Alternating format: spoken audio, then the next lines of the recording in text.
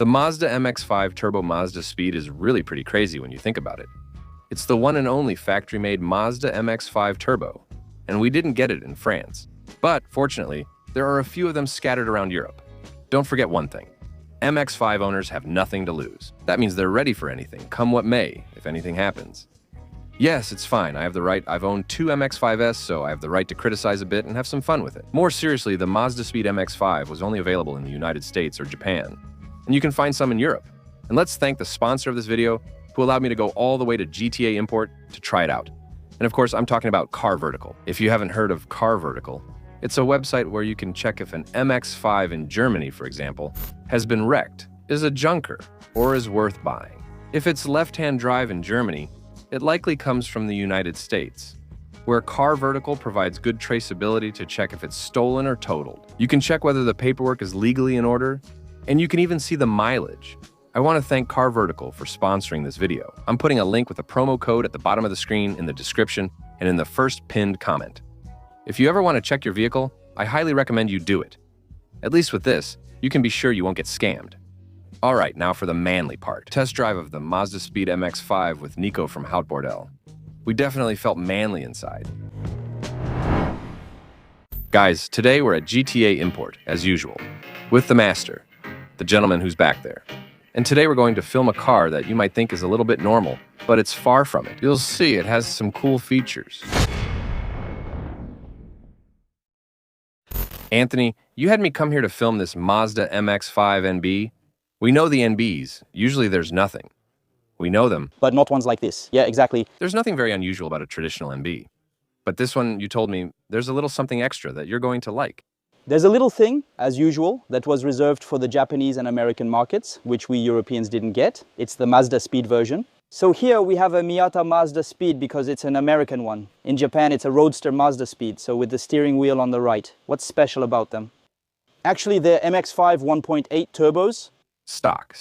Legal. So it's an awesome car, it's great. So we've got a 1.8 turbo with a 6-speed gearbox and a nice little 180 horsepower to have some fun. Yeah, 180 horsepower is finally significant in an MX-5. There you go, it's awesome. So you've got a specific body kit, you've got 17-inch rims made by Racing Art. For fans of the old Need for Speed Underground, that's a brand of rims we had in the game. And it's an MX-5, a perfect balance, incredibly light, and here, an ultra high performance engine for its size. It's really nice. So here, like I was saying, we're looking at a Mazdaspeed Miata, imported from the United States. Okay, there you go. It's left-hand drive. Left-hand drive with Bose package. So you've got the upgraded audio system. Leather interior. There you go, leather interior and a nice little Mazdaspeed gauge cluster too. Okay, the Bose speakers, the Bose car radio. Okay, there you go. Here, the owner, Stéphane, whom we thank for lending us the car. He's an MX-5 collector, so he has a few of them. He told me that it's still relatively rare in France. There might be 4 or 5.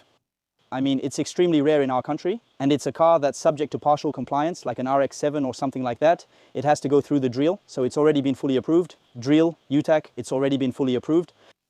We have the drill and the UTAC, so it's pretty complicated. Although it was released here with a different engine, it still needs a lot of homologation work. Exactly. How much would you pay for a car like that over there? In the US, in good condition, it'll cost about $20,000. That's still pretty expensive. For a poor boss. It's now rare and highly sought after by MX-5 enthusiasts. Many are passionate about these models, making it the holy grail to own. It'll be cheaper in Japan. In Japan, you can still find them for around 10,000 euros over there, which means a final cost of 20,000 once it's road legal, or 22,000 for nice examples. In terms of the body kit, it looks great. Yeah. It's pretty. It's nice and looks much more modern than our previous MBs. The look is aggressive and nice. Yeah, it's nice. The bottom of the bumper looks a bit like the front end of an NC, which I like. You realize that a right-hand drive costs a few thousand euros more than a left-hand drive naturally aspirated one in good condition. True, you get right-hand drive, but also a turbo engine. It really makes you think about importing this vehicle. Yeah, it can be very profitable to import this. I think it's quite a collector's item. Can you show me the engine then? Yeah, of course. What do you think about that? Funny, right? Excited to try it? Yeah, let's take it for a spin. It looks like a frog. I'm going to take you for a little ride in an MX-5. It'll do you good. So, what do we have here? Here is the little 1.8 1839, I think, if I remember correctly. It's super clean. The engine bay. This one has 175,000 kilometers. Okay. It's all original. except for a slightly improved cooling system, the radiator. Yeah, but you see, you've got the valve cover marked turbo, which is nice. Oh yeah, there, a killer little detail. Ah, that's nice. It's pretty and tidy. You don't have any trouble changing the spark plugs on this? It's got a wrinkle finish, yeah. Oh no, that's really nice. That's not the original paint. That's vermiculated, yeah, that's wrinkle paint. It's nice, right? The intake manifold and intercooler hoses are new. We can't show you the turbo since it's way down at the bottom. That's it. Go ahead, criticize. It's in good shape and it has a turbo, so I shouldn't criticize. Why? Because of the turbo. Do you like having a turbo? I love turbos. It had better be. You'll see, it's really cool, yeah? It's awesome. Oh, it's all good. Rear-wheel drive, limited slip diff, manual, convertible. Convertible. We're gonna look good in there afterwards. No, you'll see, it's really cool. There's a good chance we'll both look good, yeah. Real hairdressers. Ah, yeah. Oh, wow. No, it's cool, yeah. Well, listen, I think we won't say more because anyway, the rest is just a normal MX-5 MB. What really interests us is what's under the hood. So we're going to go try it out. We'll get in position calmly, then we'll warm it up gently and see how it goes. Yeah, you'll see, you're gonna love it. It's awesome. As a way, yeah, kind of. Yeah, it's a great compromise. It's perfect for when you want to head out on a Sunday and have a bit of power. All right, let's go. It's starting. That's already good. But you'll see, the gear shift, being so close to the steering wheel, is pretty high. That's so cool. Oh, wow. Oh, the clutch, it's brand new. All right, here we go. We're going to test this MX-5 NB Turbo a bit. I hope you'll still be able to hear us well enough because there will be wind and everything. We'll try to speak loud enough. We've put on the mics. What is it? Is it almost like a quick shifter in the end? Yeah, it's kind of the same vibe, but stock, you know. You see, the gears are they're really, really short, yeah. And honestly, it's incredible to drive this kind of car. You really have a chassis that's so close to the ground. The MX-5, there's a reason it's the best-selling roadster in the world. It handles really well. It's lively. The leather behind me makes a sound. At worst, it moves forward just a bit. We'll let it warm up quietly. It has AC and everything. Honestly, I don't have much to say about driving. Other than that, it's a traditional MX-5, it's an NB. But it seems really solid. There's not a sound, nothing at all. I missed driving a little MX-5. Oh, it seems to be running well? Yeah, it does. Well, even stock, the chassis is still really cool. MX-5s are still amazing cars. You'll see, they're really nice to drive. Taking the top down is always fun. You even have air conditioning, which is rare in MX-5s, especially in the MB, so at least it lets you cool off a bit. Do you use the AC with the top down? Oh, sometimes I did that when I had my MX-5S, really? Yeah, I had 3 of them, and one had AC. I wasn't afraid to drive with the AC on and the top down. It was great. All right. That's cool. At least you get some fresh air on your face while driving in summer. It's nice, though, having a convertible like that. A convertible is still cool, yeah. But here, above all, there's some real engine power. That's what's going to be nice. Well, Come on, the bump on the hood, is that specific to this model? so, yeah, all the MBs have that. It's not just this one. No, that's something unique to the MBs. Plus, look, we've got the best conditions. Beautiful blue sky, perfect temperature. Well, depending on how long we drive, we're going to get a pretty bad sunburn. Yeah, that's possible. We might just go home with it instead of bringing it back. Making the return trip with this is actually quite nice. Well, what's nice is the visibility with this, you know? Well... 360, yeah, there's no problem here, you know. Come on, let's see how it goes. We'll start to pick up the pace a bit. I'm accelerating gently, shifting into 3rd gear.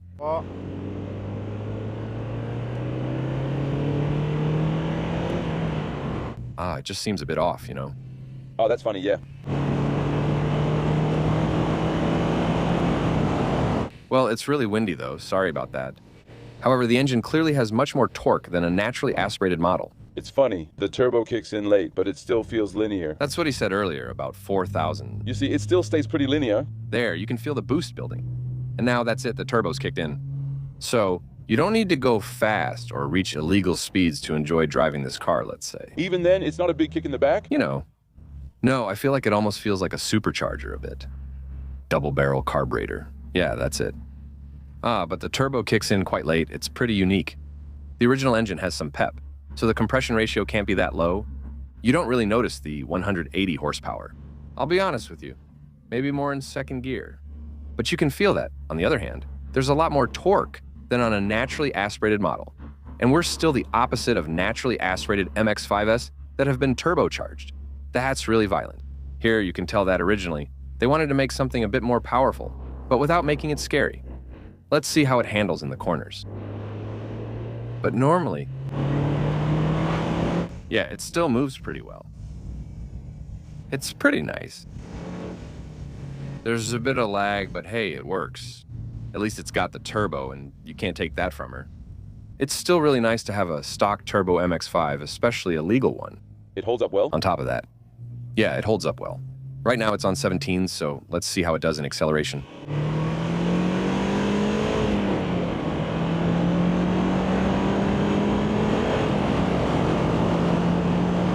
You probably can't hear anything anymore. There's way too much wind coming into the car. But it's still moving pretty well. Yeah. It's good, but it's a shame there's no rear wind deflector. Yeah, it really swirls back in. Come on, let's turn around. Actually, you get an impression of speed, but in the end, you're not going that fast. No, that's it. It picks up well in second gear, which I like. At 4,000, the turbo kicks in.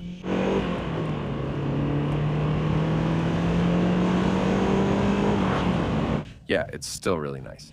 You can really feel the turbo kicking in to push the little 1.8, but it's not exactly a powerhouse either. I wouldn't say I'm disappointed, but I was expecting a little bit more. Maybe it's because I've already driven a turbocharged NA.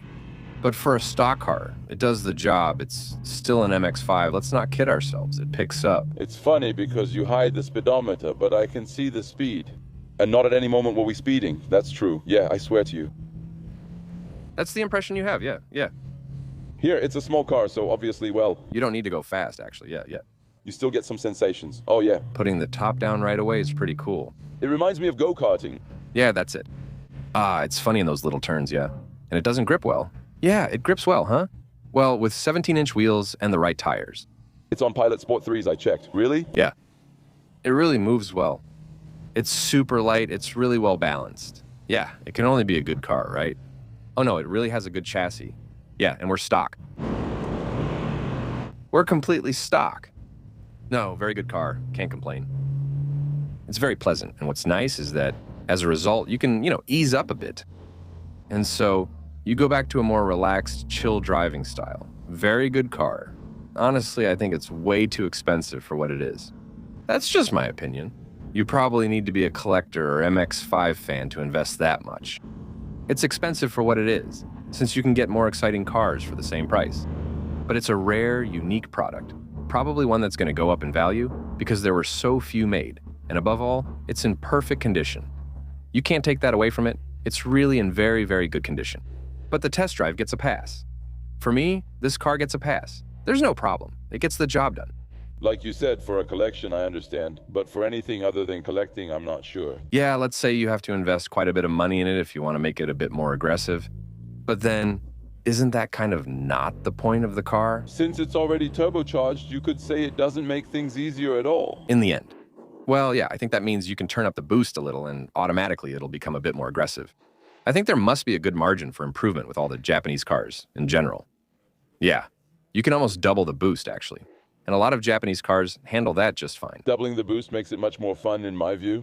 It's possible. Too bad there's no way to measure the turbo pressure. I wish I knew the boost.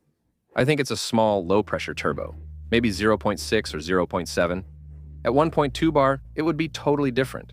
I saw the turbo size, it's not big. Oh no, you have to do it on a 1.8 like this, or you'll end up with endless lag.